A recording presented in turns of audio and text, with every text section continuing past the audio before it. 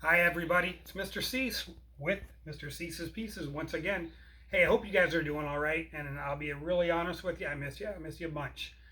And I know we're not in control of what's going on around us, but for the time being, let's just miss each other and look forward to getting back together in our normal school setting. But until then, let's learn a few things. Come on. All right. So, very simple couple words to learn in ELA.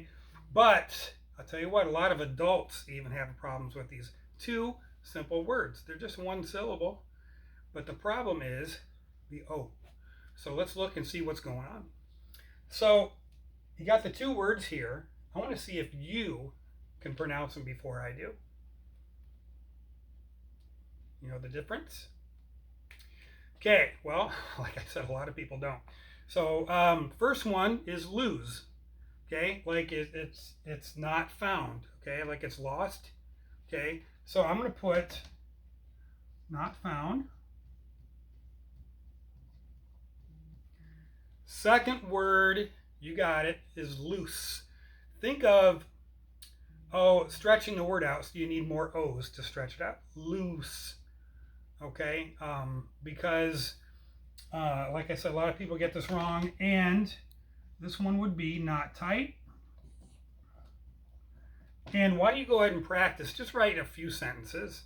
And when you see those words, after you've written them the correct way, then it'll kind of hit your brain a little better. Like, okay, no, it's this one, not that one, because you've seen it and you're practicing to write it too. So go ahead and do that.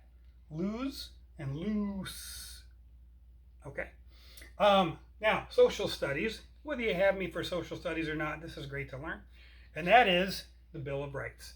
So let's back up to our timeline. So we were getting tired of King George and all the pressure he was putting on us, tax, and all that other kind of stuff, oppression. Well, so do you remember the document that Thomas Jefferson helped write? And it was basically a letter to King George saying, we don't want to be a part of it anymore. You remember what that's called? Yes, the Declaration of Independence. That started this whole ball rolling, got into a huge war so we could be independent. That's why on July 4th, 1776, July 4th, we do the firecrackers and fireworks and stuff because that was such an important date. That's when we declared our independence from Great Britain. But then after the Treaty of, anybody remember what ended the war? Treaty of Eiffel Tower. One of those weird caps. Berets. Treaty of Paris. After the Treaty of Paris was signed, then England said, okay, take it. It's all yours. Okay, so that was good. But now we had to start our own country with our own laws. And so therefore, the Continental Congress got together and drafted what? It was our laws. Remember, like legislative, executive, judicial. It was all the different things we were, our government like that, and the different laws. That was the Constitution. Good. But now I'm going to introduce a word to you, and that is the word amendment, or to amend something. Now, let's say you're going to go to the movies with your pal at 7 o'clock, and you had stuff to do. So you had to go to the 9 o'clock show instead. Well, you had to amend or change your schedule. Just like when they wrote the Constitution, afterwards they thought, ooh, you know what? Let's add this and this and this and this. They had to amend the Constitution. And the first 10 amendments to the U.S. Constitution was called the Bill of Rights. Please look those up because we're going to study those when we get back to school. So you guys can get a step up and have studied them already.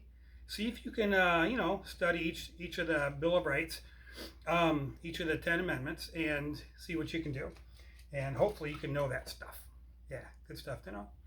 All right, now let's jump to math. Multiplying fractions, not new. But let's remember how to do it. And I think, well, when I'm multiplying fractions, easy, a lot easier than adding or subtracting, because you don't have to change the denominator. We'll see that. You might have to reduce the fraction. So let's check this out. Let's take 2/7 and multiply that by 3/5. Okay, so remember, you don't have to change the denominator. That's why it's so easy. You don't have to say, oh, how many? No, don't do it. Okay, so just go across. Now you guys know 2 times 3, yes, 6, and 7 times 5, 35. Now in this case, there's not really a number that goes into 6 and 35, the same number, so you really don't have to reduce that, but sometimes you will. So what I encourage you to do is make up your own math problems, multiply them across, and see if you can work on those and get those right. Okay, but anyway, that's it for now. I do encourage you also, your exercise for the day, 10 minutes of walking, hopefully outside, but if not, walk in place, march in place during the commercials, because I know you're watching TV. I am too. Anyway, so you guys have a great time. Miss you again. Talk to you later.